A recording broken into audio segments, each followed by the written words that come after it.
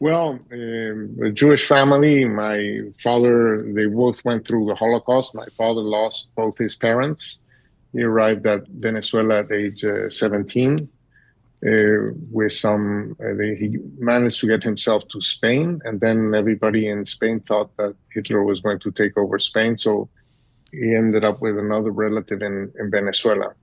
And my mother lived through the German occupation in Belgium, and she was freed by U.S. GIs in September 1944. She was living with a Catholic family in a village in the south of Belgium until they were liberated. She lived for over a year there after, as you know, they got the papers to go to the train station in 1942.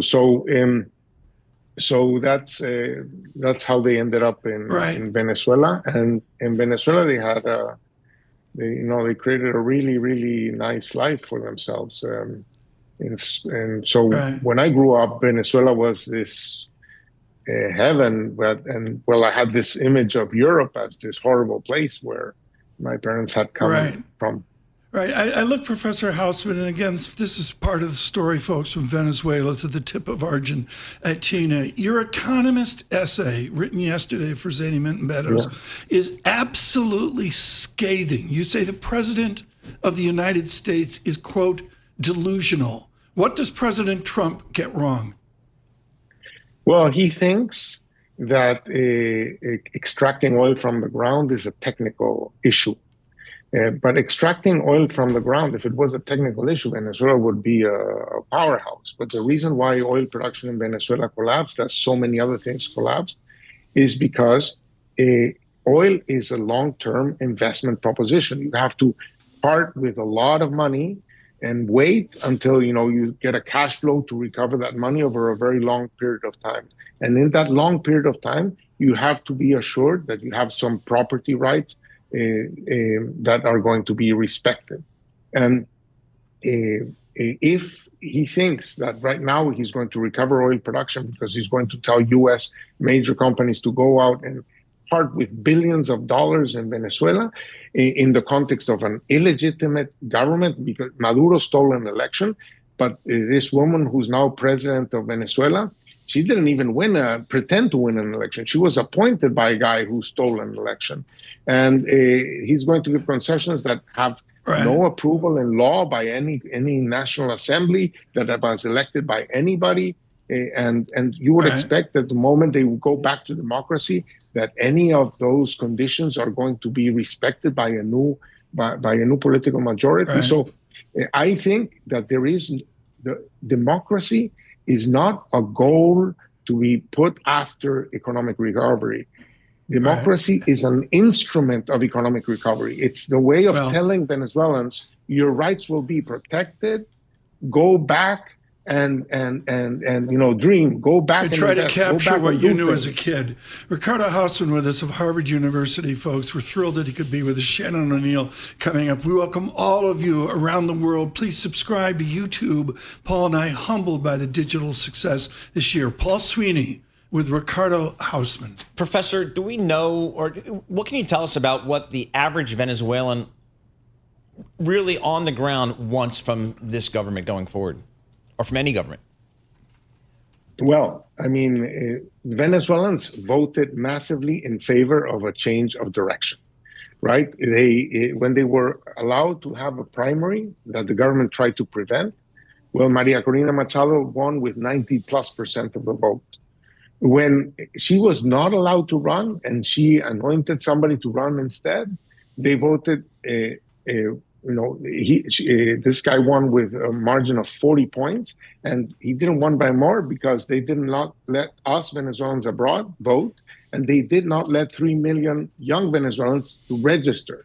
Had that happened, we would have won with an even larger margin. So Venezuelans are unified politically in a new direction. If you allowed Venezuelans to choose, they would choose a very competitive legal framework for oil, and they would engineer an oil boom. We don't need American help to engineer an oil boom because the world is full of oil companies that would want to get back into Venezuela under the right conditions. And we have a political majority to create the right conditions. But this system that they have described right now, it's not workable. It's something that works on a day-to-day basis, that they're saying, well, we leave the same bad guys that were in power before, the guys who are indicted.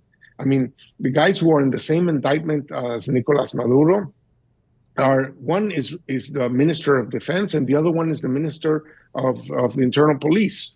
So it's the same guys who are there, and they pretend to say, well, we are going to tell them what to do, and they're going to do our bidding. But when they say our bidding, they think that they can get a recovery of Venezuela without empowering Venezuelan citizens with rights. That's not going to work. Professor, do you think there's a scenario where the Trump administration can, in fact, exert control over this government like I think they can? Well, I mean, what they think they can is to say, either you do what I tell you or I kill you. Because I have drones, I don't want to put boots on the ground. I have drones, I have missiles, I can kill you. So you better do what we want. But Ricardo, I don't mean to interrupt, Ricardo, but Paul nailed it with that question. What this is about is direct community violence, whether it's Cuba or Venezuela. I mean, President Trump and his advocates have to decide if they want to participate with people who are violent. How do you, in your Venezuela, how do we move forward to a constructive end? What's the Hausmann process in January, February, and March of this year? Well, you want to empower the people who have strategic interests that are aligned with you. And that is all the Venezuelan Democrats. So this idea that you can do your thing without having to deal with the organized Venezuelan opposition that under enormously difficult situations was able to win an election and win big. You want to empower them to help you. You want the strategic alliance with them, but you don't want to hear this dismissive description of Maria Corina Machado as somebody who's not respected in Venezuela. I challenge you to mention somebody in the world who's more respected than Maria Corina Machado. Obviously, she's super respected in Venezuela. That's why she can win elections in Venezuela. Now, that's different from saying she has the command over troops. We're going to have Shannon O'Neill with us, Professor Hausmann, but let me ask you this viscerally. This came up, Paul, last night at the dining room table. Where does the military of Venezuela fit in? I mean, if I look at the Philippines and the shift from Duterte to the younger Marcos, the military played a part there in stability. Is the military of your Venezuela stable or unstable? The military of Venezuela is led by a narco-terrorist organization, and they're still in power. But below that, there's a lot of people who would be willing, who would want to go back to a more democratic regime under civilian rule.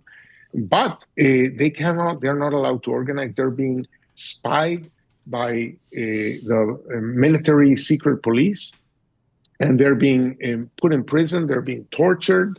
So what we need, if Trump is going to demand something from Delcy Rodríguez, is that she deliver Diosdado Cabello, the head of the police, Vladimir Padrino, the Minister of Defense. Those are the heads of the cartel of the Suns, el cartel de los soles.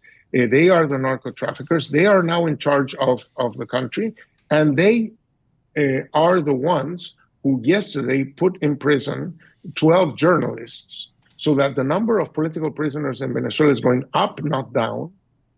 Okay, so you want to fix the country, you need to get rid of this leadership, this corrupt criminal leadership that is in control of the army, and to empower the bulk of the army to go back to civilian rule. Paul, get one more question in here with Professor Hausmann. Is there a scenario where the people of Venezuela rise up and force change?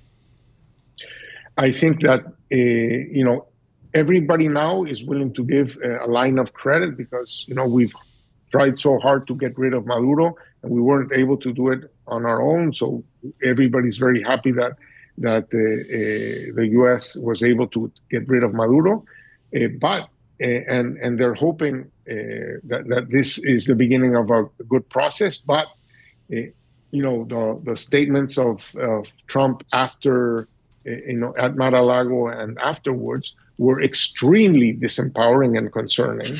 They described a vision for the future that I do not think is going to work, right. And I don't think that Venezuelans are going to feel that is the right frame.